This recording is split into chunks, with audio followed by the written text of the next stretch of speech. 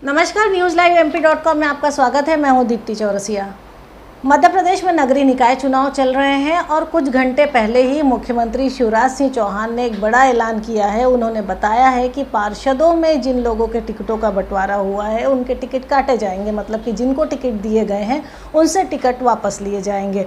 और इसकी सबसे बड़ी वजह उन्होंने बताई कि जिन लोगों को टिकट दिए गए हैं उनके ऊपर आपराधिक मामले दर्ज हैं, उनकी आपराधिक छवि है और उनके ऊपर कई मामले दर्ज हैं। लेकिन अब सबसे बड़ा सवाल ये है कि इस तरह की छवि के नेताओं को टिकट बांट कैसे दिए गए। आइए बताते हैं आज इसके पीछे की पूरी कहानी की आखिर क्या वजह रही होगी कि बीजेपी ने दागी छवि के नेताओं को टिकट बांट दिए और ये हालात हुए कि अब उन टिकटों को वापस लेना पड़ रहा है। दरअसल बीजेपी में सभी तरह के कामकाज का एक तौर तरीका होता है, चाहे वो संगठन के काम हो चाहे वो टिकट बंटवारे के काम हो। तो जब नगरीय निकाय के चुनाव होते हैं, खासकर हम नगरीय निकाय के चुनाव की बात करें तो उसमें संभाग स्तर पर और जिला स्तर पर समितियां बनती हैं और वो समितियां ये तय करती हैं कि किस तरह के नाम जो दावेदारी जता रहे हैं उनमें से किन नामों को आगे भेजा जाना है। मतलब कि पहले स्तर पर नामों की छंटनी वहीं होती है और ये तय होता है कि किन नामों को आगे भेजा जाएगा जो पार्टी के चरित्र और चेहरे पर फिट बैठें। तो कम से कम एक जो पहली छंटनी होती है वो उसी स्तर पे होती है और उसके बाद नाम जो है वो प्रदेश स्तर तक पहुंचते हैं। फिर जब नाम प्रदेश स्तर तक पहुंचते हैं तो उसमें से जो पार्टी के आला नेता हैं वो तय करते हैं कि किसे टिकट दिया जाए। और दूसरी एक बीजेपी में सिस्टम हुआ करता था, वो सिस्टम ये था। और जब बात समितियों की आती है तो समितियों में जो समितियां बनी वो बहुत लेट बनी।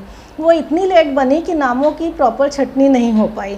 दावेदारों के नामों में ये तय नहीं हो पाया कि कौन से नाम ऐसे हैं जो पार्टी के चेहरे पे फिट बैठेंगे और कौन से नहीं बैठेंगे। तो जितने नाम थे उनमें से जब छंटनी नहीं हुई तो सभी तरह के नाम जो है प्रदेश स्तर तक पहुंच गए। दूसरा बीजेपी में एक सिस्टम हुआ करता था, वो था संगठन मंत्रियों का सिस्टम। जो संगठन मंत्री थे बीजेपी में, प्रदेश संगठन मंत्री, वो पोस्ट अब खत्म कर दी गई है। ये जो जब ये पहले पोस्ट हुआ करती थी तो ये कार्यकर्ताओं और संगठन के आला नेताओं के बीच की एक कड़ी के तौर पे देखा जाता था, जो निचले स्तर पे तय करते थे कि पार्टी के लिए क्या चीज़ ठीक होगी क्या नहीं ठीक होगी। किन कार्यकर्ताओं की बात जो है वो पार्टी के आला नेताओं तक पहुँचाया करते थे। लेकिन अब उस पोस्ट को ख़त्म कर दिया गया है। तो ये भी एक बड़ी वजह रही कि कहीं ना कहीं निचले स्तर से जो नाम आ रहे थे या जो दावेदारों के नाम थे वो पूरा का पूरा पैनल या फिर पूरे के पूरे नाम ऐसे कि ऐसे जो है पार्टी के आला नेताओं तक पहुंच गए। दूसरी सबसे बड़ी बात यह है कि बात अकेले टिकटों की वापसी की नहीं है। टिकटों के बंटवारे में इतना बवाल है कि 3 महिला जो मेयर के टिकट दिए गए वो नेताओं की पत्नियों को दे दिए गए। तो यही वजह रही कि नेताओं की पत्नियों को जो टिकट दिए गए उससे कहीं ना कहीं बीजेपी का महिला मोर्चा नाराज हुआ। एक कार्यकर्ता तो बीजेपी की, एक महिला मोर्चे की, विदिशा की एक कार्यकर्ता तो इतनी नाराज़ हुई कि उन्होंने पार्टी के खिलाफ मार्च निकालने तक की बात कर दी। और तो और पूरा का पूरा सोशल मीडिया बीजेपी के खिलाफ या टिकट बंटवारे के खिलाफ लगातार हो रही पोस्ट से भरा हुआ है। चाहे वो ऑडियो हो, चाहे वो कार्यकर्ताओं के नारेबाजी के वीडियो हो, चाहे वो उनको समझाइश देने के वीडियो हो या फिर तमाम तरह की पोस्ट फेसबुक से लेके व्हाट्सएप तक सभी पर लगातार शेयर हो रही है।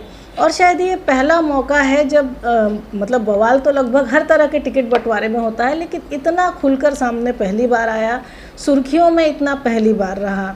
अब सबसे बड़ी बात यह है कि क्या इसके पीछे की वजह क्या है। क्या इसके पीछे की वजह यही है जो बीजेपी कार्यकर्ता या बीजेपी के वरिष्ठ नेता लगातार शिकायत दर्ज कराते रहे हैं कि संगठन उन लोगों के हाथ में है जिनके पास अनुभव कम है, या फिर इसके पीछे की कोई और वजह है। दूसरी बड़ी बात कि संगठन किन हाथों में है या बीजेपी के कार्यकर्ता किसी भी तरह की बात करें, सबसे बड़ा तर्क कोई भी दिया जा सकता है तर्क, लेकिन सबसे बड़ी बात यह है कि इस वक्त मध्य प्रदेश में अगर 1.5 साल की कमलनाथ की सरकार छोड़ दें तो 17 साल से बीजेपी की सरकार है। 17 साल से बीजेपी सत्ता में है और कहीं ना कहीं जो नेता प्रतिपक्ष हैं या कहें जो विपक्ष का चेहरा है कमलनाथ, वो हमेशा यही बोलते हैं कि कांग्रेस का मुकाबला बीजेपी के संगठन से है। लेकिन बीजेपी के संगठन की जो स्थितियां हैं वो आज सभी देख रहे हैं।